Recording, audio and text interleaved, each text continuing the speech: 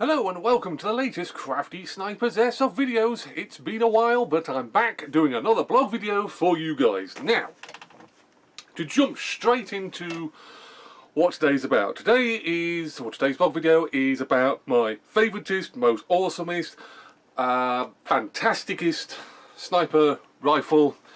I've just given it away and I said sniper rifle, I shouldn't have said that. Anyway, it's about the rifle that tickles me the most. I think we can all say in Airsoft we have a replica in mind that hopefully we have a copy of in Airsoft that we absolutely love and adore. And to me, weird as it sounds, the SRS is certainly that rifle for me, personally. It's not for everyone. Sniping is certainly not for everyone. For me, I love the art of sniping, sneaky warfare, you know, flanking is not a dirty word for me. Getting those amazing kill shots, yes, they don't happen all the time, but when they do happen, they are freaking awesome. And the best rifle that I've ever had in my collection that can give those shots out most of the time is the SRS. Now, obviously, you know my SRS. My SRS is sat right here. Actually, funny enough, now you mention it. This is my SRS. You've seen it. You've seen numerous videos of it, numerous photographs of it. It is now pretty much done and dusted the way I want it. However, it does have a downside. You know, ignoring the cost of the thing. It's not exactly cheap. A lot of money sat there, but it's not the cost. It's not the looks of the thing, because I think it looks very, very nice. It's the fact it weighs quite a bit. This is a 26-inch version of the SRS, which is the longest version of the SRS that Silverback make. Now that rifle itself is a little bit different than the SRS that I bought. I bought the 26-inch, which had a 26-inch long outer barrel rifle and henceforth long inner barrel. It's changed down to a 22, I want to say, 22-inch outer barrel in that now, which in my eyes makes it look the best. The handguard finishes, suppressor starts. I think that is aesthetically just about as good as it's ever going to get for the SRS. However, like I say, it does weigh quite a bit, and it is long. It is almost borderline telegraph pole long. Brilliant when you're hunkered down in your little foxhole, you're not moving for a while. It's absolutely awesome. A strategic sniper rifle to survey the whole of the battlefield, and when people come into range of you, and the range of this particular rifle, yes, I have shot a target at over 100 metres. Thank you, postman, you damn near scared the crap out of me. Try again. Hopefully I'll leave that in the video. Yes, this sniper rifle has shot a wooden target, confirmed by another person, over 100 metres. And that is the biblical distance for airsoft snipers. Yes, it's also a bragging distance. A lot of airsoft snipers go out there and go, oh, I shoot everyone over 100 metres. Yeah, it doesn't happen. My effective range on this rifle is about 80 metres, if I'm perfectly honest. If you put that into an equation of being in the middle of a battlefield where there's lots of maybe running going on and excitement and explosions and all this kind of stuff and other idiots out there with AEGs, yes, the effective range of this weapon is actually brought back down to around 70-80 metres. At 70-80 metres, if you happen to be standing up and there is a full body of me to aim at, I'm going to hit you. And I'm pretty sure if I put the crosshairs on your chest, I'm going to hit you somewhere around the chest. I fully expect the BB to travel some other different way of getting to the target than where my crosshairs are. It's not laser-like, this is airsoft for crying out loud. But that rifle has put BBs pretty much exactly where I wanted. And I've had some bloody awesome kill shots. Those effective long range that you just watch the BB going out and boink, reach out and tap someone. I've also had some absolutely humdingers like, where the hell did that BB disappear to? It disappears off into another time zone. Hey-oh, that's just airsoft sniping. But it's been a good rifle for me. I've had it for 2 years, I think. And I've learnt a lot. I've learnt a lot about the SRS. I've learnt a lot about sniping. I've learnt a lot about being camouflaged, being quiet, sneaky, evil, all those sort of good things that, you know, get me excited for the Sunday match of Airsoft. But, like I say, its downside is it weighs a lot. And it is quite long. And when I'm moving from, I don't know, area to area, and I'm not totally clued up as to where the enemy is, it's probably not the best rifle, because I can be snuck up on myself. I can walk into a trap set by the other team. I am by no stretch of the imagination a damn decent sniper. But occasionally I will walk into a setup that I don't really want to use that rifle, henceforth the Mark 23 normally comes into being. But it's a heavy rifle for me to hold in one arm when I'm walking. I have thought about the idea of slinging the thing. Not slinging it and getting rid of it, I mean actually putting a sling onto it. But I go back to the thing of it weighs a lot, and I've not yet found a sling that can hold that rifle, that makes me feel comfortable. That's the magical word, makes me feel comfortable, that I can put this rifle on my back, and yeah, I've got both hands free, now I'm a bit more easier to move, I can move maybe a bit more quicker, maybe not make it look like Godzilla or King Kong's coming through the bushes as I walk through them. But again, I haven't found a sling that makes me feel comfortable to do that. Well, I'm going to let you know what happened to my latest, or what my latest acquisition is into the airsoft collection of CraftySniper. Now, I said to myself at the start of the year, Crafty, stop buying freaking replicas. You don't need them. You know, I've got everything that I can go out there and have fun with. I've got assault rifles, I've got submachine guns, I've got sniper rifles, I've got heavy machine gun, I've got shotguns, I've got pistols. I'm weak. I'll probably have an issue. Probably have an issue outside of airsoft, if I'm perfectly honest, but inside airsoft, I am weak to certain offers. Oh, that sounds incredibly long as well. But we'll skip over that one. This is my latest acquisition. It's another SOS! Don't need that. Well, that's on it. This is, or was, a very good friend of mine's SOS. I purchased this second-hand, and all of his SRS bits and pieces, his collection, he was selling up on the SRS side of it. He's not giving up airsoft, thank goodness. He's not giving up sniping. He's got another sniper rifle that he feels just as much love and affection for as I do with the SRS. He's slightly weird. It is a VSR. I don't know why he thinks it's that good, but anyway, I divulge it's a HPA VSR, which is absolutely perfect for him. It's damn near silent, because it's HPA, just air-powered, and it's very, very effective. However, his old beloved version 1, Gen 1 SRS, had to go. I've worked with this rifle, I've worked on this rifle, I've been shot by this rifle. I've been shot by this rifle on a target range, and I've also been shot by this rifle actually out there in the airsoft fields. Likewise, he has also been shot by my SRS, my big one down here. However, he said to me, he says, Dave, I'm going to be selling up.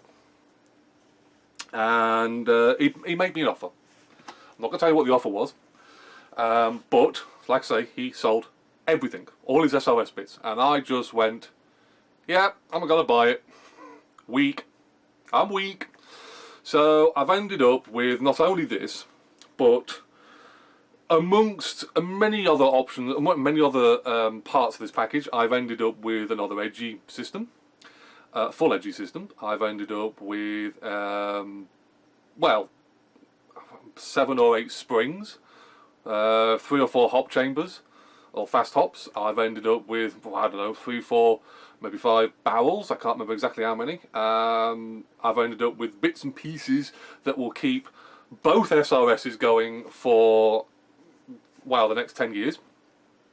I've got sears, I've got outer barrels, I've got suppressors, I've got a scope out of the deal. Not, by the way, this scope is my Nuprol DMR style scope. I'll go on to that in a minute. But in short, I ended up with a lot of stuff, and that's the actual items that he was selling, ignoring the rifle, but the actual items that he was selling was the things that made me go, you know something, Dave, it's about time you went and bought them, because it's going to save you money in the long run. So not only with all that, I've also ended up with another SOS. What's different about this one?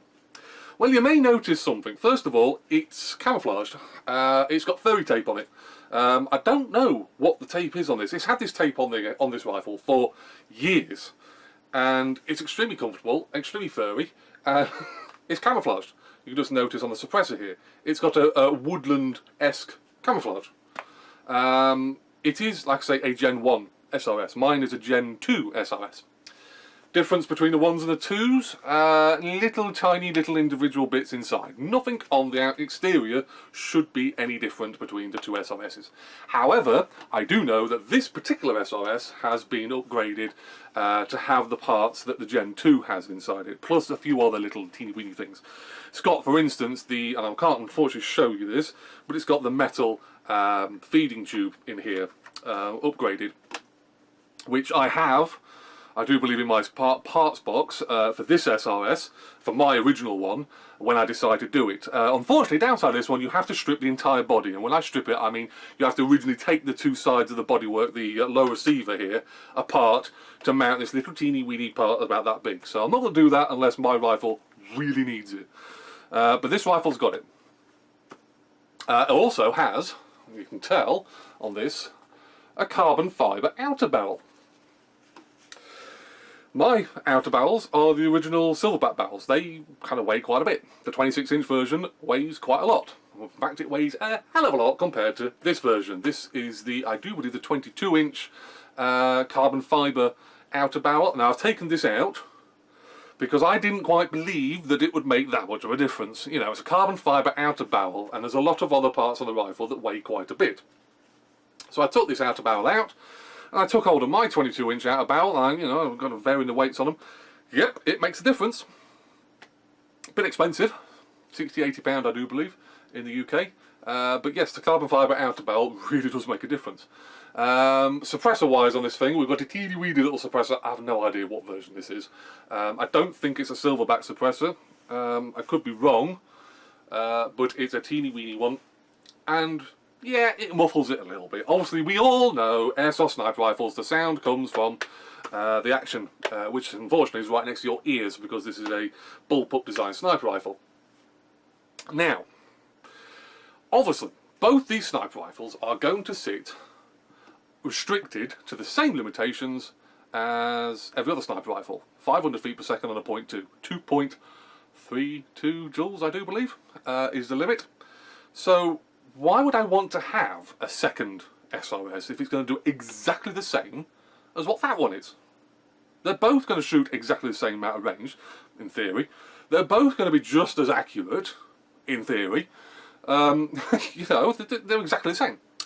However, and I go back to this whole idea of this rifle being quite heavy. I'm not selling this by any stretch of the imagination, but this rifle is quite heavy, my original one. This one is not. It weighs a little bit less. I wish I could weigh it, I ain't got scales, couldn't find them. But I can tell you now, this rifle is very, very light. And it's also very, very small compared to my rifle.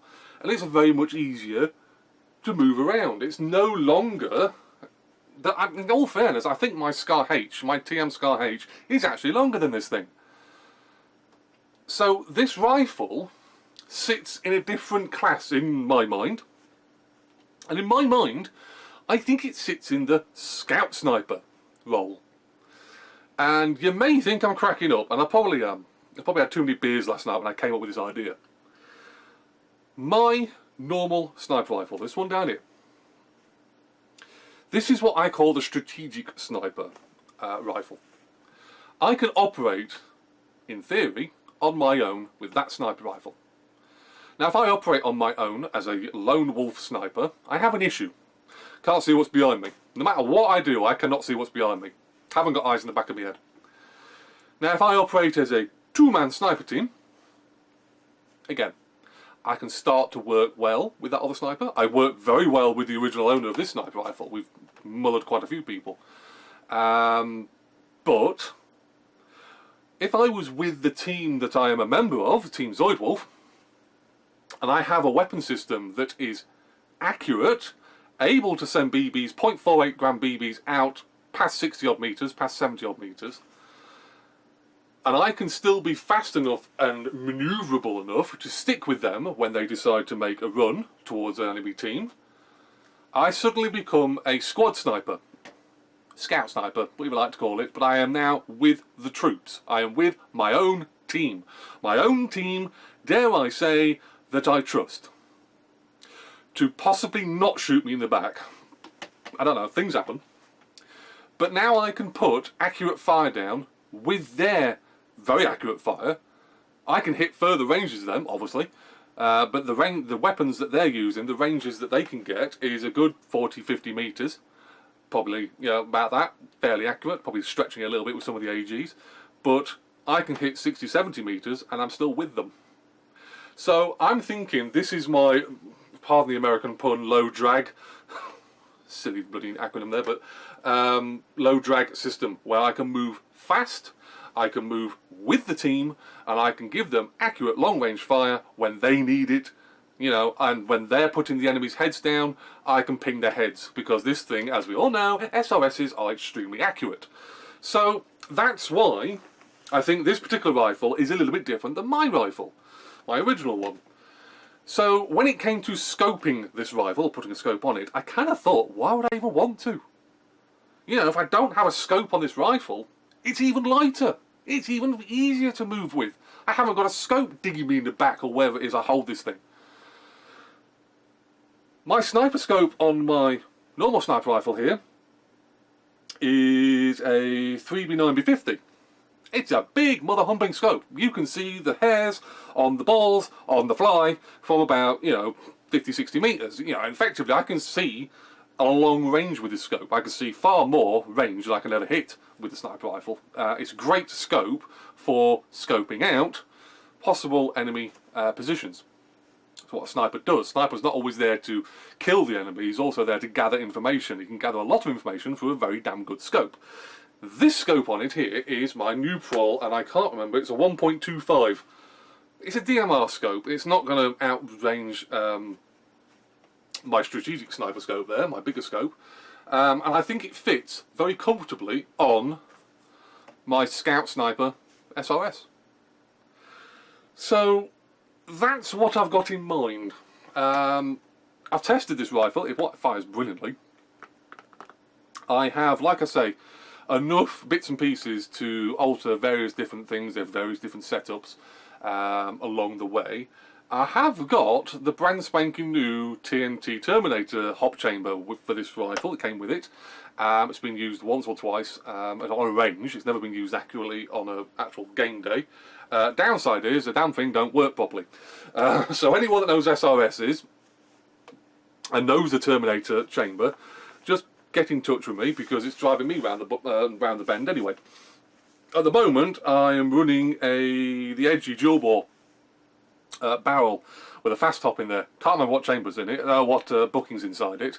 I think it's a silverback booking from the look of it, possibly the pinkish one, because they all come in different colours. Cylinder wise we're running the same silverback, same silverback cylinder, and we might be running the edgy spring guide in there. I'm not 100% without taking the thing apart, but like I say, that is my brand spanking new sniper rifle. I'm quite chuffed with this thing. I wouldn't normally buy second-hand products from people, because second-hand products, second-hand issues, but I know this rifle. I've been working on this rifle when I went to my mate's place who has the range, who used to own this rifle. Like I say, I've been shot by this rifle on the test range and in a match. So I feel very comfortable in the fact that I know this particular rifle. I know it sounds stupid, but I feel comfortable with this rifle. And obviously it's an SRS, splits down exactly the same as my SRS, so I can strip this one down in seconds, change power settings, I can change barrel options, you know, in seconds. So it's a very, very comfortable, simple system for me to work on. So that is my latest acquisition. I hope you've not been too bored by another SRS video. News-wise, I do believe, depending on whenever this video gets put out, I think myself and Zoidwolf are doing a video together at the next Lincolnshire Airsoft Club match, which is, Sunday the 6th, I think. So I'm hoping to get this video out before that video goes out. I have no idea what we're going to be saying in it, but look forward to that stupid video with two stupid people dribbling on about silly little things again. It's weird actually, I actually noticed those videos get more follows and more likes than the normal match play videos, let's say for instance, or dear God, my review videos, which are goddamn awful. So yeah, that's a funny thing we've noticed. Yeah, I'm going to leave it at that before I start dribbling about, well, running out of things to say. So, I hope you found this video informative. I hope you found this video fun. If you have any questions about the SOSs or this particular SOS, you have any ideas about how I could turn it better into more of a scout sniper role, send them over to me. You know, I'm more than happy to look at any of your ideas. So, I will see you guys, hopefully very, very soon, for a sniper scope at an airsoft event near you.